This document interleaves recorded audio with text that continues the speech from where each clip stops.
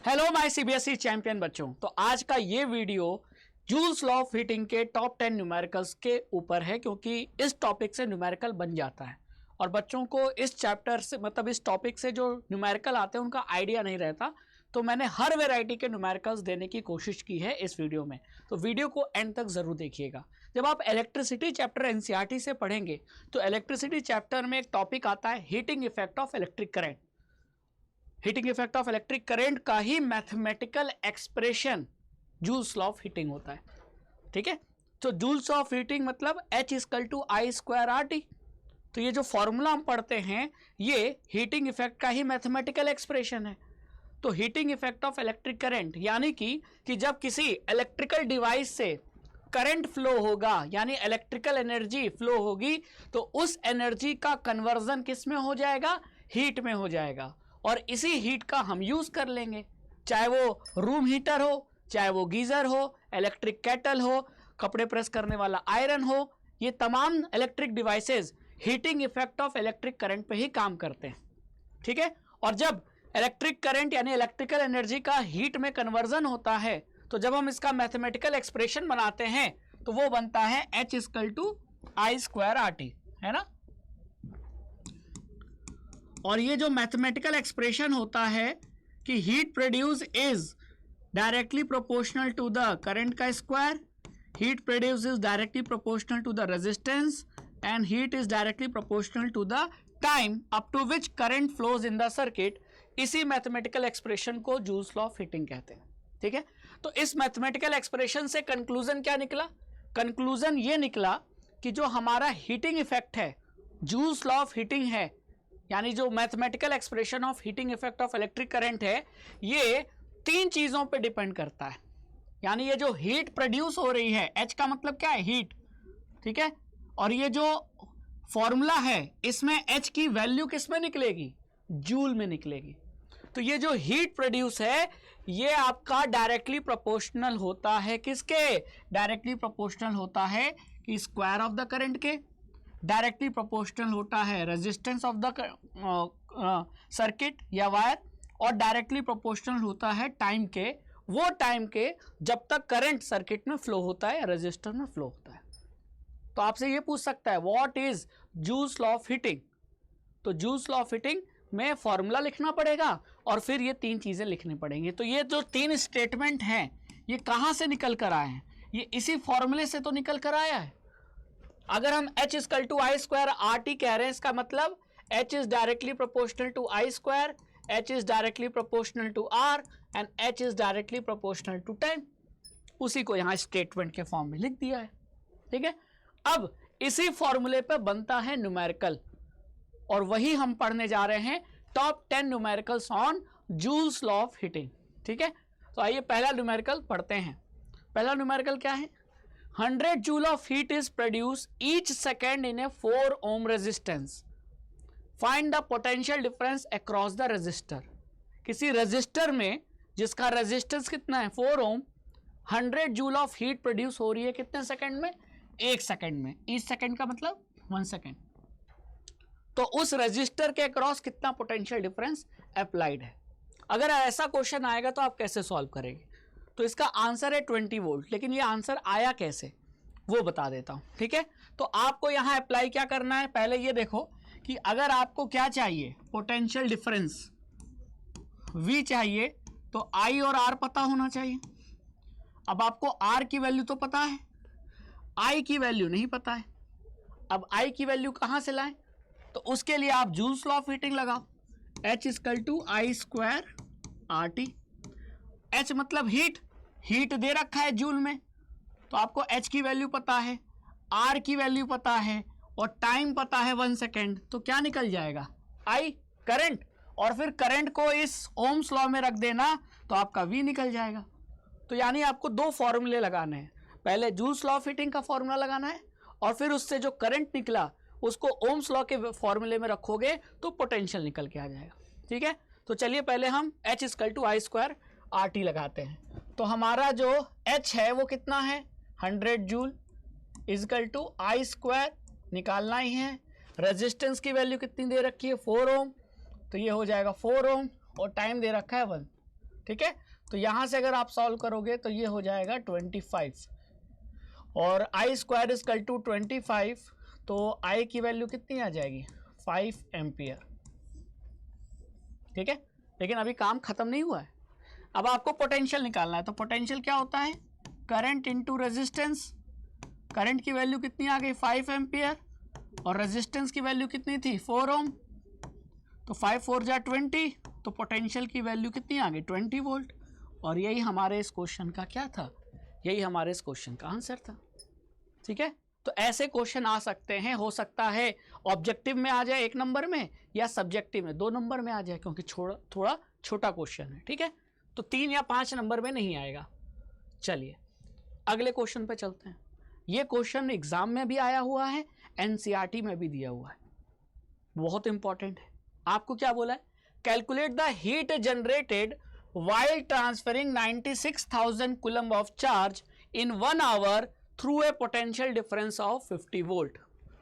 आपको हीट निकालना है, कंप्यूट द हीट, हीट निकालना है। क्या दे रखा है, चार्ज की यानी Q की वैल्यू दे रखा है, कितने कुलम 96,000 कुलम, टाइम दे रखा है 1 आवर, है ना, और पोटेंशियल डिफरेंस दे रखा है 50 वोल्ट। ठीक है, क्लियर।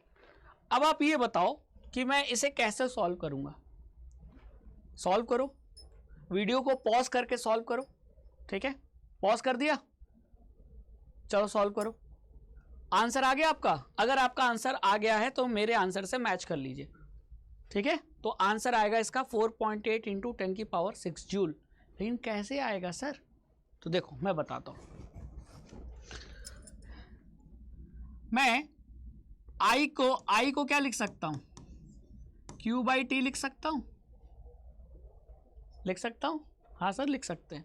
ठीक है, तो मैं क्या करता हूं कि H equal to I square RT लिखता हूं, और I स्क्वायर को, I को मैं क्या लिख सकता हूं, I को मैं लिख सकता हूं Q अपॉन टाइम, तो ये हो जाएगा Q अपॉन टाइम का square into R into T, और इसको मैं फिर सॉल्व करूंगा तो ये हो जाएगा चार्ज का स्क्वायर अपॉन टाइम का square into R into T।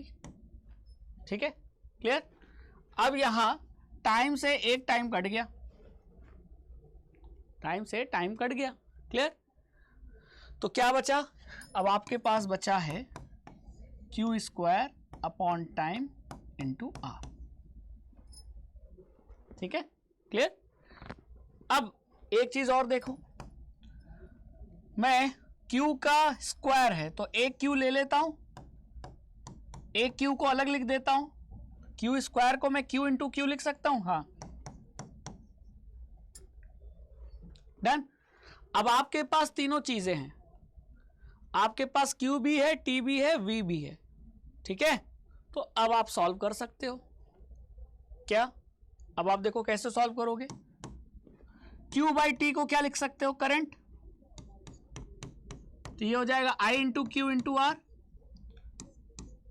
और I इंटू R को क्या लिख सकते हो, पोटेंशियल। V क्या होता है, IR के बराबर होता है ना, तो I इंटू R को क्या लिख सकते हो, पोटेंशियल, तो ये हो जाएगा पोटेंशियल इंटू Q। तो हीट का जो फाइनल फॉर्मूला आया वो आया पोटेंशियल इंटू Q।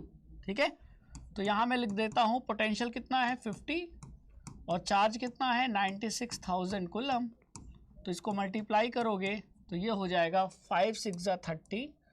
ठीक है, 3 कैरी, 5 9 जा 45 और 3 48, बाकी 1 2 3 4, 1 2 3 4, ये आ गया इतने जूल। इसको मैं क्या लिख सकता हूँ, 1 2 3 4 5 या 4.8 इंटू 10 की पावर 6 जूल लिख सकता हूँ।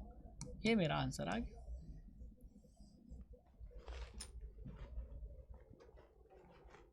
ठीक है, बहुत सिंपल था, बहुत सिंपल।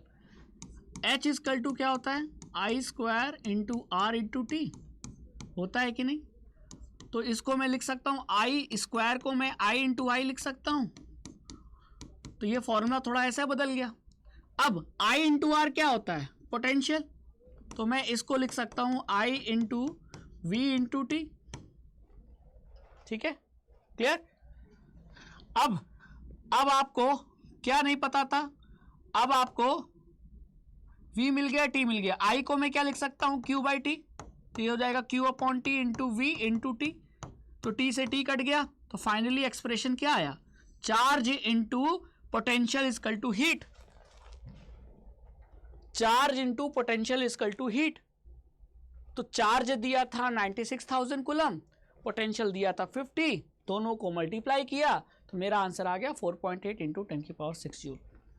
तो मैंने अपने एक्सप्रेशन को, मैंने जो फॉर्मूला था उसको बदल कर ऐसे लिख लिया, ठीक है। क्यों लिखना पड़ा, क्योंकि मुझे क्वेश्चन में जो गिवन है उसके हिसाब से मैं अपने फॉर्मूले को थोड़ा बदल के लिख सकता हूं, लेकिन बदलने पे वो फॉर्मूला गलत नहीं है।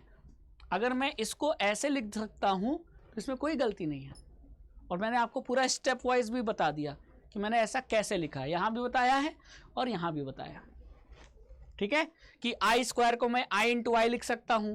अब आई इंटू आर हो जाएगा वी, और आई हो जाएगा क्यू अपॉन टी, टी से टी कट जाएगा, बचेगा क्या, क्यू इंटू वी, और क्यू इंटू वी क्या होगा, एच के इक्वल।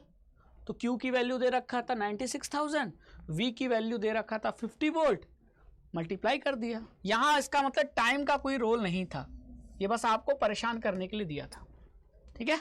चलिए अगले क्वेश्चन पे चलते हैं। ये आया हुआ क्वेश्चन है बोर्ड एग्जाम का, तो बहुत अच्छा क्वेश्चन है, पहले से प्रैक्टिस करोगे तभी बनेगा। Next, an electric iron of resistance 20 ohm takes a current of 5 ampere, calculate the heat develop in 30 second. बहुत स्ट्रेट फॉरवर्ड क्वेश्चन है। आपको क्या दे रखा है, आपको इलेक्ट्रिक डिवाइस आयरन दे रखी है जिसका रेजिस्टेंस की वैल्यू कितनी है 20 ओम, और उस आयरन में करंट कितना फ्लो हो रहा है 5 एम्पियर, और आपको टाइम दे रखा है 30 सेकेंड, और आपको ये पूछा है कि 30 सेकेंड में अगर आयरन में 5 एम्पियर का करंट फ्लो होगा और आयरन का रेजिस्टेंस 20 ओम है तो वो कितना हीट डेवलप करेगा। तो यहां सीधा सीधा फॉर्मूला लगेगा जूल्स लॉ ऑफ हीटिंग। तो क्वेश्चन को, वीडियो को पॉज करके क्वेश्चन सॉल्व कीजिए और आंसर निकालिए। तो अगर आपका आंसर 1.5 इंटू 10⁴ जूल आया है तो बिल्कुल सही है। कैसे आया है मैं बता रहा हूं, आपको सीधे लगाना है H equal to I square R T, है ना, यही फॉर्मूला लगेगा जूल्स लॉ ऑफ हीटिंग का। आई कितना है, आई है आपका 5, तो 5 का स्क्वायर हो जाएगा। तो कई बार होता है बच्चा स्क्वायर करना भूल जाता है और यहाँ गलती हो जाती है, तो स्क्वायर करना मत भूलो। तो 5 का स्क्वायर इंटू आर, आर की वैल्यू कितनी है 30 सेकेंड, और टाइम की वैल्यू कितनी है, टाइम की वैल्यू है, सॉरी टाइम की वैल्यू 30 सेकेंड है, आर की वैल्यू 20 ओम है। तो ये 30 सेकेंड टाइम की वैल्यू हो गई और आर की वैल्यू हो गई 20 ओम। अच्छा यूनिट जरूर लिखना, तो ये हो जाएगा 25 इंटू 30 इंटू 20 जूल, तो ये हो जाएगा 25 इंटू 600, और 25 को 6 से मल्टीप्लाई करेंगे तो ये हो जाएगा 150, बाकी ये 2 0, तो ये आ जाएगा 15,000 जूल। चाहे ऐसे लिखो चाहे इसको ऐसे लिख सकते हो कि 1.5 इंटू 10⁴ जूल। तो मैंने अपना जो आंसर है वो 1.5 के फॉर्म में लिखा है। अगर आप इसको 15,000 जूल भी लिखते हो तो भी सही है, यानी कि आप इस क्वेश्चन का आंसर चाहे ऐसे लिखो ये भी सही है, या ऐसे लिखो पावर में 10 की पावर में तो भी सही है, आप पे डिपेंड करता है। लेकिन पूरा स्टेप वाइज सॉल्व करना होगा तब जाकर नंबर मिलेगा। तो छोटा सा क्वेश्चन है, ऑब्जेक्टिव में या 2 मार्क्स में आ सकता है। चलिए आगे चलते हैं क्वेश्चन नंबर 4 पे। बहुत अच्छा क्वेश्चन है। आपको बोला है कि the resistance R1 and R2 are joined in parallel. 2 resistor थे, दोनों को पैरेलल जोड़ा गया और करंट उसमें से पास किया गया, और दोनों में जो हीट प्रोड्यूस हुई वो H1 और H2 है, ठीक है। तो आपको H1 अपॉन H2 का रेशियो निकालना है। तो अब आप ये बताइए, क्वेश्चन में कुछ नहीं गिवन है, बस R1 R2 दिया और H1 H2 दिया है, और H1 अपॉन H2 का रेशियो पूछ रहा है। तो इतना तो कंफर्म हो गया ना कि H1 अपॉन H2 का जो आंसर आएगा वो R1 और R2 के टर्म्स में ही तो आएगा, क्योंकि और तो कुछ दिया नहीं है, ठीक है। तो इसका मैं आंसर बता देता हूं, वीडियो को पॉज करके पहले क्वेश्चन सॉल्व कीजिए। सॉल्व कर लिया? क्या आपका आंसर R2/R1 है? अगर आपका आंसर R2/R1 है तो सही है, लेकिन ये आंसर आया कैसे मैं बताता हूं। पहले आप थोड़ा गौर फरमाओ कि दोनों रजिस्टर को हमने किस में जोड़ा है? पैरेलल में।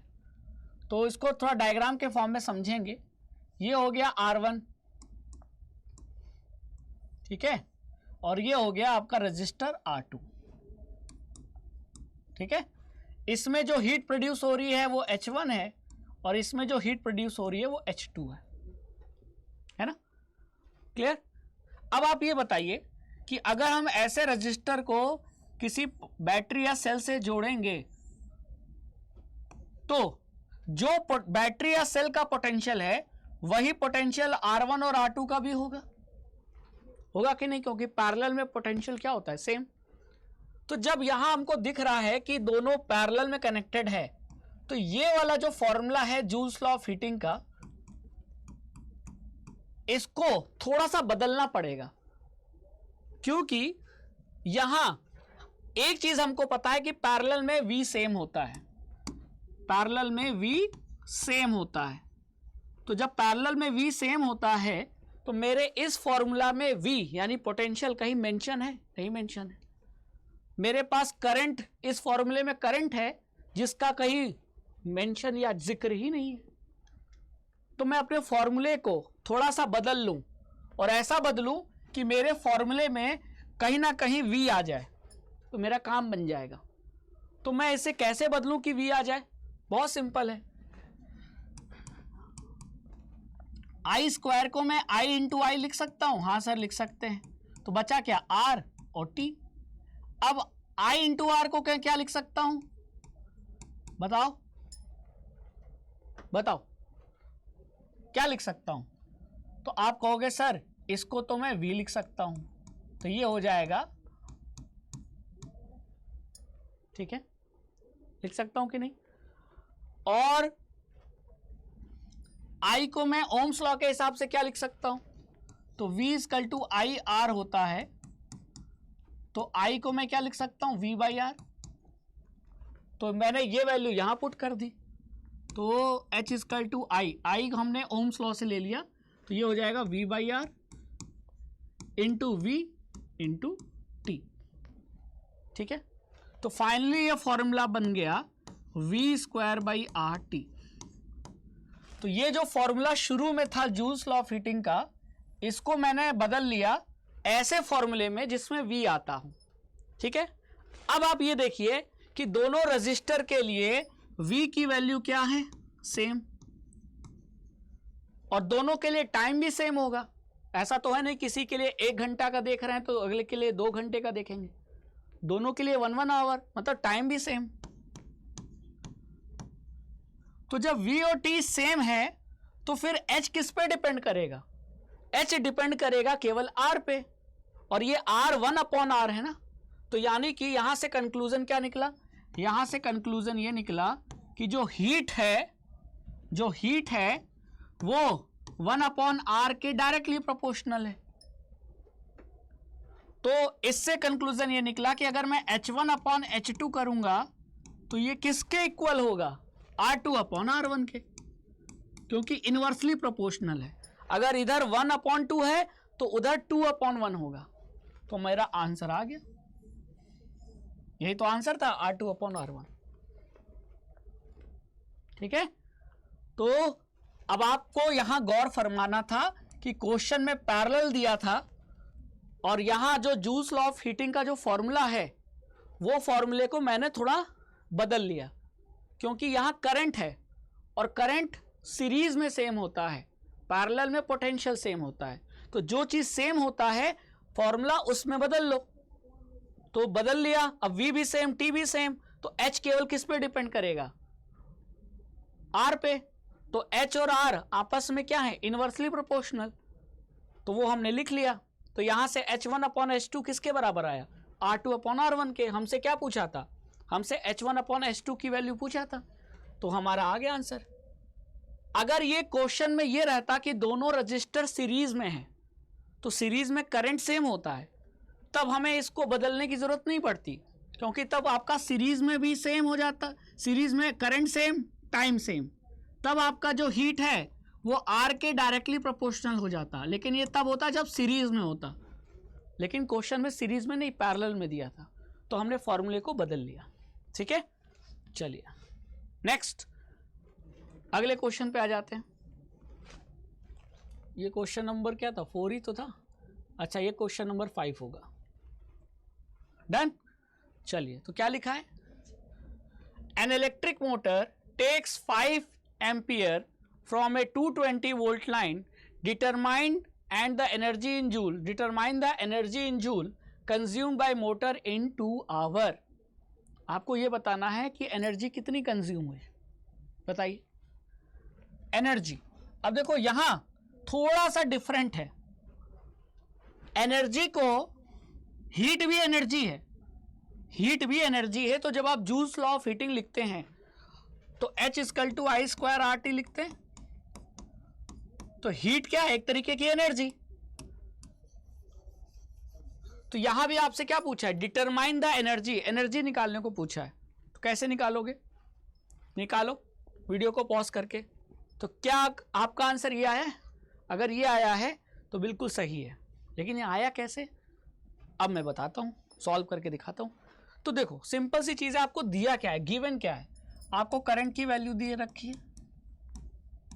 है ना, आपको पोटेंशियल की वैल्यू दे रखी है, आपको टाइम दे रखा है ना, क्लियर। तो अब बताओ, अब आपको एनर्जी निकालना है, तो एनर्जी कैसे निकालेंगे। देखो इस फॉर्मूले, ऐसा क्वेश्चन आए ना थोड़ा अलग फॉर्मूले से निकालेंगे। एनर्जी का मतलब क्या होता है, एनर्जी का मतलब होता है पावर इनटू टाइम, होता है कि नहीं, हाँ। अब पावर का मतलब क्या होता है, पावर का मतलब होता है V इंटू आई, ठीक है। तो हमको V दे रखा है, हाँ, हमको I दे रखा है, हाँ। तो ये हो गया आपका पावर 220 वोल्ट इंटू आई, आई कितना है 5 एम्पियर, तो ये हो गया 5, 5 0 जा 0, 5 2 जा 10, 1 कैरी, 5 2 जा 10, 1 11, तो ये आया 1100 वाट, ठीक है। अब इसको किलो वाट में बदल लो, तो 1100 को अगर मैं 1000 से डिवाइड कर दूं तो ये हो जाएगा किलो वाट, ठीक है। तो ये 2 0 कट जाएगा, ये बच्चा आ जाएगा कितना 11/10 किलो वाट। अब ये तो पावर आया, अब पावर को टाइम से मल्टीप्लाई कर दोगे एनर्जी आ जाएगा। तो टाइम कितना दे रखा है 2 आवर, ठीक है। तो एनर्जी हो जाएगा पावर इंटू टाइम, पावर हमने किलोवाट में निकाला कितना 11/10 इंटू टाइम कितना निकाला हमने, टाइम हमने निकाला 24 आवर, ठीक है। तो ये हो जाएगा आंसर कितना 11/2 5 जा 10, 2 1 जा 2, 2 जा 4, तो ये आ गया आपका इतना, ठीक है। तो ये किलोवाट आवर में आया आंसर, 11 इंटू 12/5 किलोवाट आवर। लेकिन मैंने जो आंसर बताया है वो जूल में बताया है, तो किलोवाट आवर को अब जूल में बदलना पड़ेगा, ठीक है। तो आपके पास दो तरीके हैं, या तो इसका आंसर किलोवाट आवर में निकालते, वो भी एनर्जी है, या जूल में निकालो। अब जूल में कैसे बदलेंगे बताओ। तो किलोवाट आवर को जूल में बदलना है, तो हमको पता है कि 1 किलोवाट आवर कितना होता है, बताओ 1000 इंटू 3600 मतलब 36 इंटू 10⁵ है ना। तो 1 किलोवाट आवर मतलब इतने जूल होता है, तो 1 किलोवाट आवर मतलब 36 इंटू 10⁵ जूल, या कह लो 3.6 इंटू 10⁶ जूल, तो इतने किलोवाट आवर। तो ये हो जाएगा 11/5 इंटू 12 इंटू 36 इंटू 10⁵, ठीक है। अब इसको सॉल्व कर लो, तो इसको सॉल्व करोगे तो आपका एग्जैक्ट मतलब ये आंसर आ जाएगा, 7.92 इंटू 10⁶ जूल। ठीक है, ये भी एनर्जी है लेकिन ये किलोवाट आवर में है, मैंने इसको किस में बदला, जूल में। तो जूल में बदलने के लिए इतने किलोवाट आवर को इतने से मल्टीप्लाई करना पड़ेगा, तो आंसर आ जाएगा। ठीक है, अब मैं इसको सॉल्व करके दिखा देता हूं आपको।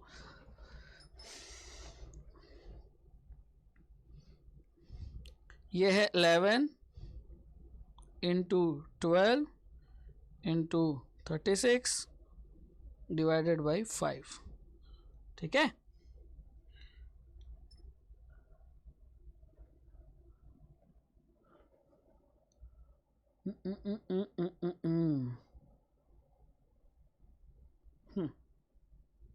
करो, कुछ गलती तो नहीं है, एक बार देख लूं। 1100 वाट आया। ठीक है, इसको मैं ऐसे भी लिख सकता हूं, what into energy is equal to power into time, और पावर आपका आ गया 1100 वाट, वाट इंटू सेकेंड। तो 2 आवर में कितने सेकेंड होते हैं बताओ, 2 घंटे में 60 इंटू 60। अब इसको मैं सॉल्व करता हूं, तो ये हो जाएगा 11 इंटू 2 इंटू 6 36 इंटू 1 2 3। ठीक है,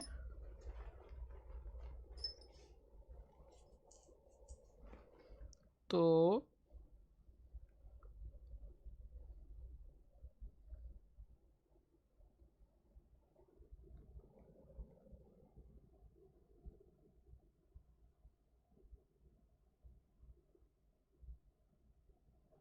ये हो जाएगा 11 इंटू 2 इंटू 36। हाँ, ये आ गया कितना, ये आ गया आपका 792 इंटू 10⁻3। ठीक है, अब मैं अगर ये 2 पावर यहाँ ले जाऊं, सॉरी 1100 वाट है ना, तो ये 10⁻4 होगा। रुको 1 मिनट, ये 1100 वाट इंटू 2 इंटू 60 इंटू 60। ठीक है, तो ये आपका 10 की पावर कितना हो जाएगा, 4, 10 की पावर 4। अगर मैं इसको सॉल्व करता हूं तो ये कितना हो जाएगा, ये हो जाएगा आपका 792 इंटू 10 की पावर आपका 4। अगर मैं 2 डेसिमल इधर लिखता हूं तो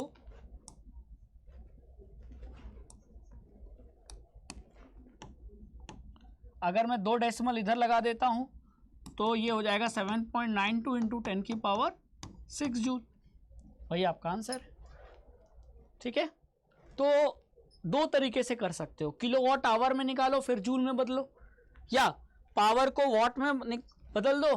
पावर वाट में कैसे निकाला, इस फॉर्मूले से, यहां से निकाला ना 1100 वाट, और वाट इंटू सेकेंड जूल होता है, तो सेकेंड कैसे निकालेंगे, टाइम कैसे निकालेंगे, तो 2 आवर में कितने सेकेंड, 2 इंटू 60 इंटू 60, तो वाट इंटू सेकेंड जूल आ गया आपका आंसर। ठीक है, तो एक ये वैरायटी बनती है। अगले क्वेश्चन पे चला जाए, question number 5। In an electric circuit 2 resistor of 2 and 4 ohm respectively are connected in series to a 6 volt battery. Find the heat dissipated by the 4 ohm resistor in 5 seconds. ऐसे question ध्यान से solve करना बहुत important है। ठीक है, तो यहाँ ध्यान से देखो, अगर आपका क्वेश्चन का आंसर आ गया है 20 जूल तो आंसर सही है, लेकिन आया कैसे, थोड़ा उसको ध्यान से देखो। पहले इसका सर्किट डायग्राम बनाना पड़ेगा। तो क्या बोला है, 2 ओम का और 4 ओम का जो रजिस्टर है वो किस में कनेक्टेड है, सीरीज में। तो ये 2 ओम का, ये 4 ओम का, ये किसी बैटरी या सेल के साथ सीरीज में कनेक्टेड है, 2 ओम 4 ओम। ठीक है, और कितने वोल्ट की बैटरी के साथ, 6 वोल्ट की बैटरी के साथ ये कनेक्टेड है सीरीज में, तो ये 6 वोल्ट हो गया। अब आपसे पूछा है कि ये जो 4 ओम का रजिस्टर है, ये जो रजिस्टर है ये 5 सेकंड में कितना हीट, 5 सेकंड में ये कितना हीट प्रोड्यूस करेगा जब इसमें से करंट फ्लो होगा। ठीक है, तो आपको केवल हीट निकालना है जो ये 4 ओम का रजिस्टर प्रोड्यूस करे। तो अब आप बताओ यहां कौन सा फॉर्मूला लगाओगे? तो यहां आप H equal to I square into R into T लगाओगे। तो I निकालना है, R कौन सा रखोगे? तो अगर आप 4 ओम के लिए फॉर्मूला लगा रहे हो तो रेजिस्टेंस की वैल्यू भी 4 ओम रखोगे और टाइम कितना रखोगे? 5 सेकेंड। अब आपको सबसे पहला टास्क है I निकालना है। अब क्योंकि सीरीज में है तो जो करंट बैटरी से निकलेगा उतना ही करंट 2 ओम में जाएगा, उतना ही करंट 4 ओम में जाएगा। तो टोटल करंट आपको निकालना है सर्किट का, वही करंट आप यहां वैल्यू रख दोगे। तो अगर आपको टोटल सर्किट का करंट निकालना है, total current in the circuit, total current in the circuit,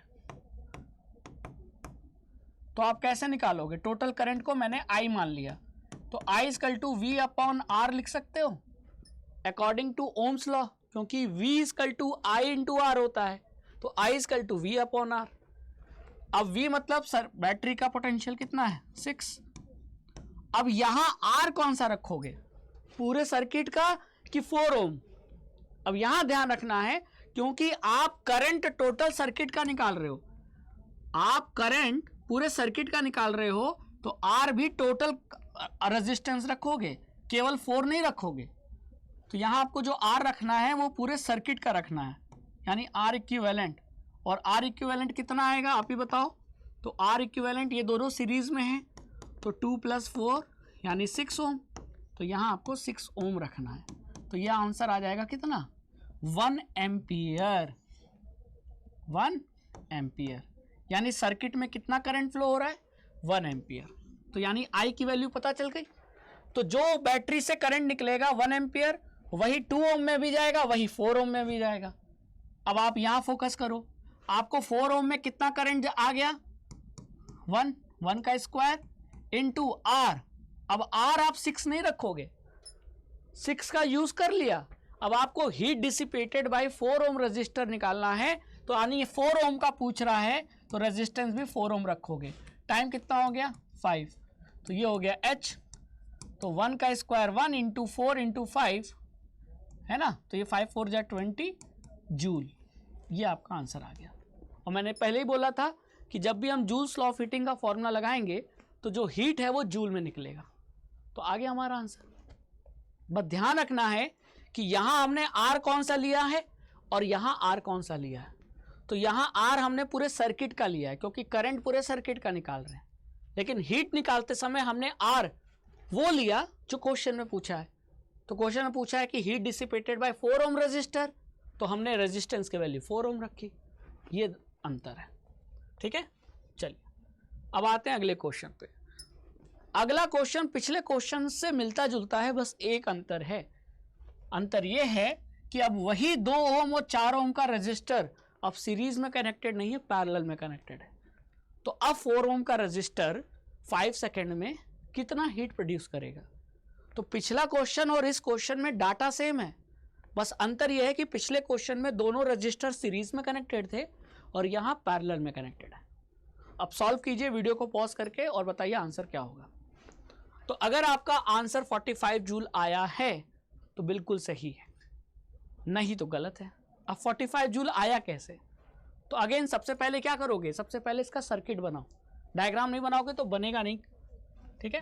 तो मैं डायग्राम बनाता हूं। तो डायग्राम में मुझे 2 ओम का रजिस्टर और 4 ओम का रजिस्टर किस में दिखाना है? पैरेलल में। और फिर ये बैटरी से कनेक्टेड है। बैटरी कितने वोल्ट की है? 6 वोल्ट की, यानी पूरा डाटा वैसा ही है। 2 ओम का रजिस्टर, 4 ओम का रजिस्टर, और ये कनेक्टेड है बैटरी के साथ। बैटरी का पोटेंशियल कितना है? 6 वोल्ट, ठीक है, क्लियर।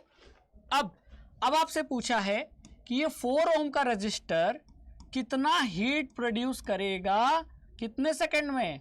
5 सेकंड में, है ना। 5 सेकंड में 4 ओम का रजिस्टर कितना हीट डिसिपेट करेगा? डिसिपेट मतलब प्रोड्यूस करेगा। अब मैं क्या करूं? तो अब क्वेश्चन में ये देखो कि ये पैरेलल कनेक्शन है, तो पैरेलल में क्या सेम होता है? पोटेंशियल सेम होता है।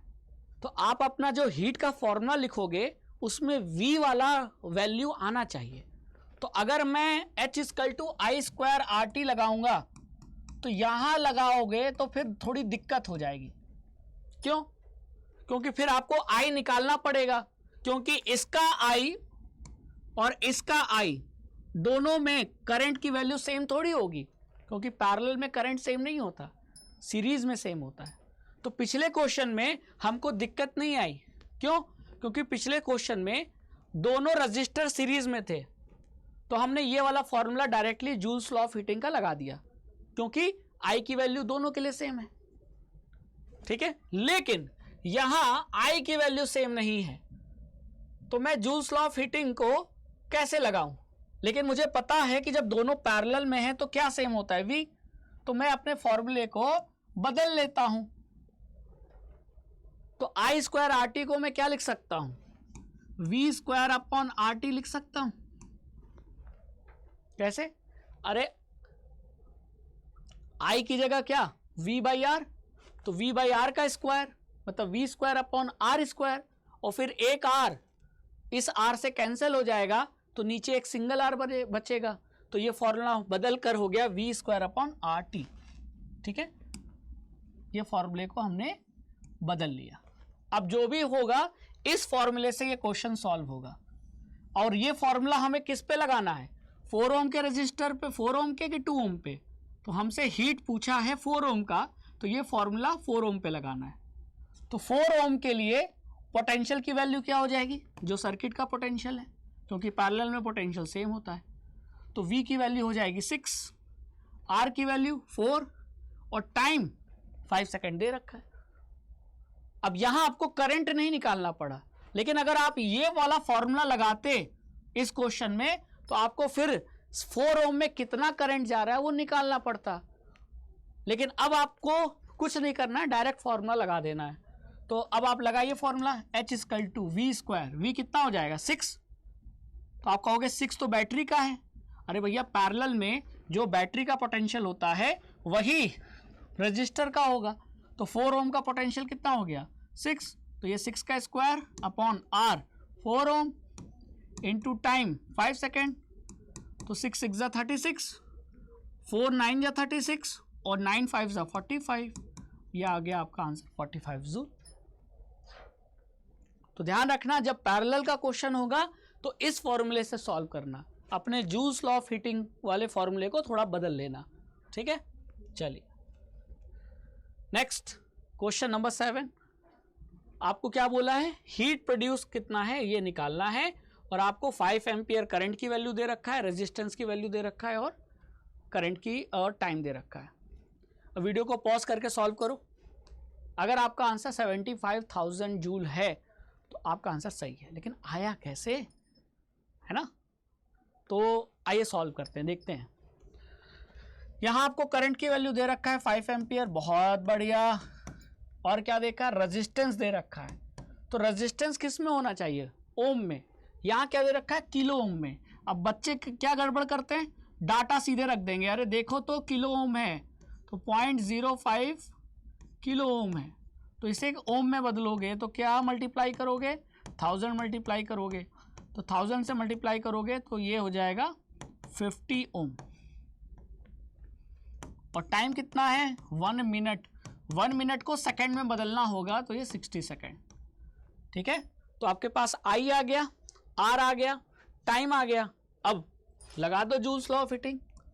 तो H equal to I square into R into T. H equal to I का स्क्वायर, I कितना था? 5, तो 5 का स्क्वायर हो जाएगा। R कितना था? 50 ओम, और टाइम कितना था? 60 सेकेंड। तो ये हो जाएगा 25 इंटू 50 इंटू 60। तो ये हो जाएगा 25 इंटू 5 6 जा 30, 25 3 जा 75, बाकी ये 3 0, और ये आ गया आपका जूल। ठीक है, क्लियर? चलिए क्वेश्चन नंबर 10, बहुत इजी क्वेश्चन है। Sorry question number 8। चलिए सॉल्व कीजिए वीडियो को पॉज करके। आगे आंसर, तो अगर आपका आंसर 800 जूल है तो सही है। अब देखते हैं ये आंसर आया कैसे। क्वेश्चन में क्या बोला है, electric bulb consume an electric energy of 100 joule in 5 minute when current I pass through it's filament, how much energy will it consume in 10 minutes if the current through it's filament is 2I। बताओ। देखो एक bulb है, ठीक है, bulb में कितना current जा रहा है, बल्ब में जा रहा है मान लो I करंट जा रहा है, तो वो कितना जूल प्रोड्यूस कर रहा है हीट, तो वो हीट जो प्रोड्यूस कर रहा है वो 100 जूल है। कितने टाइम में, तो ये है 5 मिनट में। 5 मिनट मतलब 5 × 60 सेकेंड हो गए, ठीक है। तो अब क्वेश्चन में बोला है कि अगर उसी बल्ब में 2I करंट जाए, उसी बल्ब में 2I करंट जाए तो वो 10 मिनट में कितनी एनर्जी हीट पैदा करेगा। यानी अब करंट की वैल्यू 2I हो जाए और टाइम की वैल्यू 10 मिनट हो जाए, टाइम की वैल्यू 10 मिनट हो जाए, 10 मिनट का मतलब 10 × 60 सेकेंड, तो वो कितनी हीट प्रोड्यूस करेगा, हीट निकालना है। तो यानी कि पहले क्वेश्चन में कुछ निकलेगा उसको आप यहां यूज कर सकते हो और तब H निकल जाएगा। तो अब आप बताओ यहां जूल्स लॉ ऑफ हीटिंग लगाओगे तो H = I² × R × T। अच्छा, बल्ब का जो रेजिस्टेंस पहले था जब करंट I पास हो रहा था, रेजिस्टेंस तो वही रहेगा जब हम करंट 2I पास करेंगे। दोनों केस में रेजिस्टेंस की वैल्यू तो बदलेगी नहीं, ना लेंथ आपने बदला, ना एरिया बदला, ना मटेरियल बदला, तो रेजिस्टेंस की वैल्यू क्या होगी, सेम। तो R की वैल्यू पहले में निकाल लेते हैं। तो हीट का वैल्यू है 100, I कितना है, ये हो गया, I दे रखा है I, तो इसको सीधे सीधे वैसे ही रख देंगे। R × टाइम कितना है, 5 × 6 = 30, ठीक है, क्लियर। तो ये 2 0 इस 2 0 से कट जाएगा, तो यहाँ R की वैल्यू कितनी आ जाएगी, R की वैल्यू आ जाएगी आपका 1/3I², ठीक है। ये R की वैल्यू आ गई। अब वो R की वैल्यू आप यहां पुट कर लो, तो H = I² × R × T। तो I की वैल्यू अब कितनी हो गई, 2I, तो ये 2I² × R की वैल्यू तो बदलेगी नहीं, ये हो गया 1/3I² × टाइम, टाइम कितना दे रखा है 600, तो ये 4I² 3I² × 600, I² से I² कट गया, ये हो गया आपका 0 0 और ये हो गया 800 जूल। ये आपके इस क्वेश्चन का हो गया आंसर, ठीक है। कितना बढ़िया था। तो पहले केस में जो डाटा दिया था उससे हमने R का वैल्यू निकालकर दूसरे में वही फॉर्मूले में R की वैल्यू पुट कर दिया और H निकाल लिया। तो कंसेप्ट ये था कि दोनों केस में रेजिस्टेंस की वैल्यू सेम होगी, तो रेजिस्टेंस की वैल्यू पहले केस में निकालकर दूसरे में रख दिया और हमारा आंसर आ गया। तो आपको ये जो फॉर्मूला है जूल्स लॉ ऑफ हीटिंग का वो 2 बार लगाना पड़ा, एक बार यहाँ एक बार यहाँ, एक बार जब करंट I था एक बार जब करंट 2I था। तो पहले लगाया तो R की वैल्यू निकाला और वो R की वैल्यू दूसरे केस में रख दिया, क्यों, क्योंकि सेम होगा रेजिस्टेंस, ठीक है। चलिए अब आते हैं क्वेश्चन नंबर 9 पे।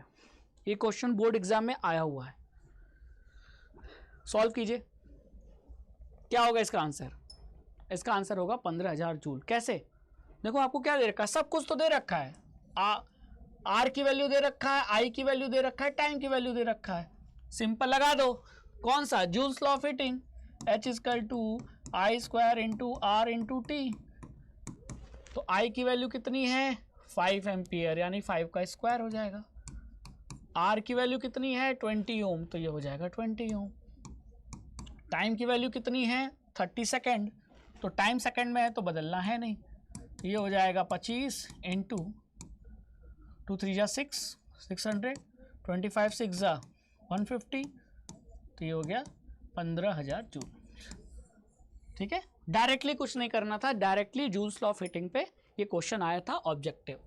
ठीक है, चलिए नेक्स्ट।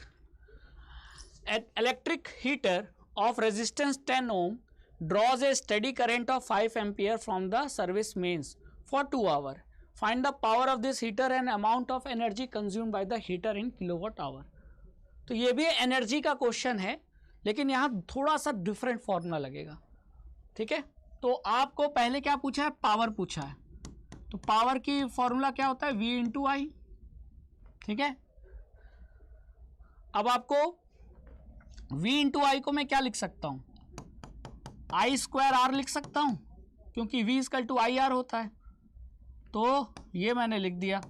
ठीक है, तो I कितना है 5, तो 5 का स्क्वायर इंटू आर कितना है 10, तो ये हो जाएगा आपका 250 वाट। पावर आ गया हीटर का कितना, 250 वाट। अब आपको क्या निकालना है, amount of energy consumed by heater in kilowatt hour. तो वाट को किलोवाट में बदल लेते हैं, तो 250 वाट को किलोवाट में बदलेंगे तो 250 को 1000 से डिवाइड कर देंगे तो किलोवाट हो जाएगा, इंटू 2 घंटे से मल्टीप्लाई कर देंगे तो किलोवाट आवर हो जाएगा। तो 0 0 कट गया, ये 24 उठ गया, तो ये हो गया 1/2 किलोवाट आवर। ठीक है, ये आपका आंसर है। बात समझ में आई कैसे हमने सॉल्व किया? तो कभी कभी एनर्जी इस तरीके से भी निकालने को कह सकते हैं। तो जब हम जूल्स लॉ ऑफ हीटिंग से हीट निकालते हैं वो जूल में निकलता है, लेकिन एनर्जी, हीट भी तो एनर्जी है, और एनर्जी एक निकालने का एक तरीका और है, किलोवाट इंटू आवर। ठीक है, क्लियर हुआ?